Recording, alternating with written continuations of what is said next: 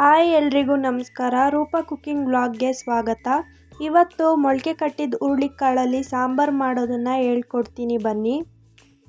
Mixer ಜಾರಿಗೆ 1 ಗೆಡ್ಡೆ ಬೆಳ್ಳುಳ್ಳಿ, 1-2 ಇಂಚು ಶುಂಠಿ, ಒಂದು ಸ್ವಲ್ಪ ಚಕ್ಕೆ, 2 ಲವಂಗನ ಹಾಕೋತಾ ಇದ್ದೀನಿ.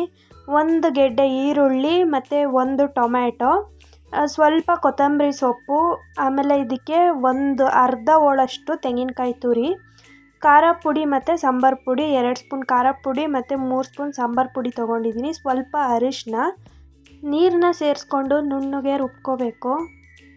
ಕುಕ್ಕರಿಗೆ 1-2 ಸ್ಪೂನ್ ಎಣ್ಣೆ ಕಾಯ್ದ ಮೇಲೆ ಸಾಸಿವೆ, ಈರುಳ್ಳಿ, ಕರಿಬೇವಿನ ಸೊಪ್ಪು ಹಾಕಿ ಫ್ರೈ ಮಾಡಿ ಅದಕ್ಕೆ 1 ಟೊಮ್ಯಾಟೊನ ಸೇರಿಸ್ಕೊಂಡು ಸಾಫ್ಟ್ ಆಗೋವರೆಗೂ ಫ್ರೈ ಮಾಡ್ಕೋಬೇಕು. ಫ್ರೈ ಆದಮೇಲೆ ಒಂದು 1/4 kg ಆಗೋಷ್ಟು ಹುರುಳಿಕಾಳನ್ನ ಮೊಳಕೆ ಕಟ್ಟಿಟ್ಕೊಂಡಿದ್ದೆ, ಅದನ್ನು ಸೇರಿಸ್ಕೊತಾ ಇದ್ದೀನಿ.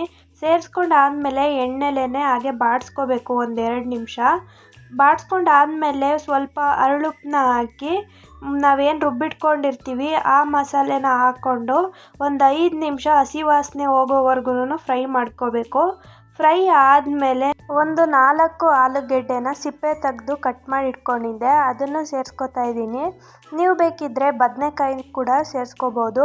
ಇಲ್ಲಿ ನಾನು ಬದನೆಕಾಯಿ ಏನೂ ಸೇರಿಸ್ತಿಲ್ಲ, ಬರೀ ಆಲೂಗೆಡ್ಡೆನ ಸೇರಿಸ್ಕೊಂಡು ಮಿಕ್ಸ್ ಮಾಡಿ ಇದಕ್ಕೆ ನಾವು ಎಷ್ಟು ಸಾಂಬಾರು ಕನ್ಸಿಸ್ಟೆನ್ಸಿ ಎಷ್ಟು ಬೇಕೋ ಅಷ್ಟನ್ನ ನೀರನ್ನ ಸೇರಿಸ್ಕೋಬೇಕು. ನೀರು ಸೇರಿಸ್ಕೊಂಡಾದ್ಮೇಲೆ ಮಿಕ್ಸ್ ಮಾಡಿ ಟೇಸ್ಟ್ ನೋಡಿ ಸಪ್ಪೆ ಆಗಿದ್ದರೆ ಸ್ವಲ್ಪ ಉಪ್ಪು ಹಾಕ್ಕೊಂಡು 2 ವಿಷಲ್ನ ಹಾಕಿಸ್ಕೋಬೇಕು. ವಿಷಲ್ ಆದರೆ ಸಾಂಬಾರು ರೆಡಿ ಆಗುತ್ತೆ, ತುಂಬ ಚೆನ್ನಾಗಿರುತ್ತೆ. ಈ ರೆಸಿಪಿ ನಿಮಗೆ ಇಷ್ಟ ಆಗಿದ್ದರೆ ಕಮೆಂಟ್ ಮಾಡಿ. ಇನ್ನೂ ಹೆಚ್ಚಿನ ರೆಸಿಪೀಸ್ಗಾಗಿ ನನ್ನ ಚಾನಲ್ನ ಸಬ್ಸ್ಕ್ರೈಬ್ ಮಾಡ್ಕೊಳ್ಳಿ. Thank you for watching.